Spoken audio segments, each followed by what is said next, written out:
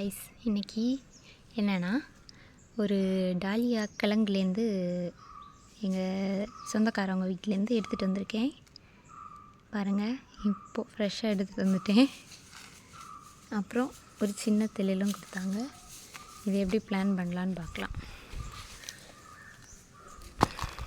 ஒரு பாட், சின்ன பாட் தான் எடுத்திருக்கேன். அதில் ஆல்ரெடி வேறு ஒன்று நட்டு வச்சுருந்தேன். அதை ரீப்ளான் பண்ணிவிட்டு அந்த மண் அப்படியே இருந்துச்சு. அதான் அதை இதுக்கு யூஸ் பண்ணிக்கலாம். கொஞ்சம்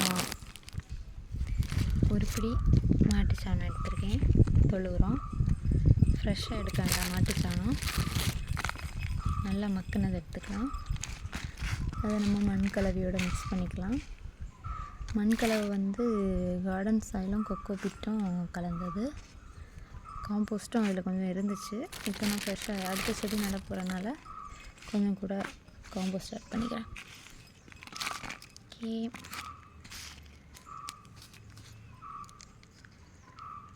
ஓகே இப்போ கிழங்கு அப்படியே வைக்க வேண்டாம். அது இப்போ வெட்டி எடுத்தனால ஒரு வேளை பூஞ்சி ஏதாவது வர்றதுக்கு வாய்ப்பு இருக்குது.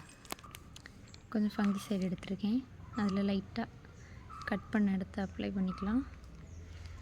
கிழங்கையும் வேணால் கொஞ்சம் முக்கிய எடுத்துக்கலாம். பூஞ்சி எதுவும் கிழங்கு கெட்டு போகாமல் இருக்கிறதுக்காக.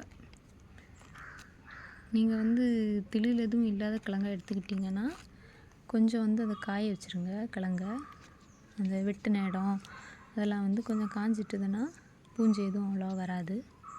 இது நான் ஃப்ரெஷ்ஷாக அப்படியே இந்த திளில் இருக்கிறனால அப்படியே நட்டு வைக்கிறனால இந்த சாஃப்ட் பூஞ்சைக்கொல்லி இதை யூஸ் பண்ணியிருக்கேன்.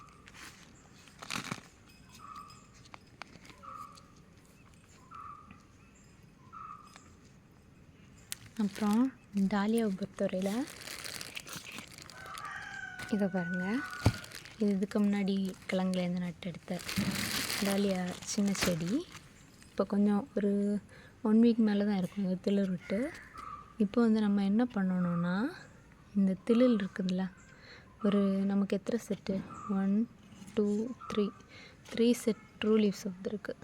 இந்த கிழங்கு இந்த இலையை நம்ம கவுண்ட் பண்ண வேண்டாம். அதுக்கப்புறம் ஹெல்த்தியாக வந்திருக்க 3 இலையை கவுண்ட் பண்ணிவிட்டு அதுக்கப்புறம் வாரத்தில் கிள்ளி விட்டுடலாம். இது என்ன பண்ணோன்னா, நேராக செடி போகாமல் கிளை விட்டு நிறைய கிளைகளோட புஷ்ஷியாக வளரும். அப்போ நிறைய பூ கிடைக்கும். அதுக்காக தான் நம்ம இப்படி கிள்றது. பாருங்க, இனி இந்த தண்டு கிடையில் இருக்கிற திளிலெல்லாம் பெருசாக வளரும். அதுக்கு தான் இப்போ இதை பிஞ்ச் பண்ணி விட்ருக்கேன். இது ஒரு டிப்ஸு. டாலியா நடுறப்போ இது ஒரு டிப்ஸ். அப்புறம் இந்த ஒரு கட்டிங்கும் இருக்குது. அதை கூடயே நட்டு விட்டுடலாம். இது இந்த பாட்டில் நிற்க போகிறதில்ல. இது கொஞ்சம் அப்படி ஹெல்த்தியாக வந்தோடனே வேறு பெரிய பாட்டுக்கு மாற்றிடுவேன். அதனால தான் அதுலேயே நட்டு வைக்கிறேன்.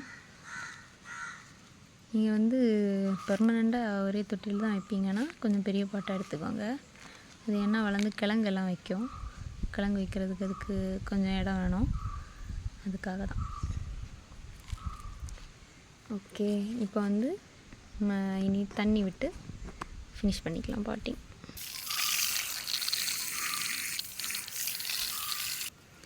Thank you guys for watching this video. Please like and subscribe.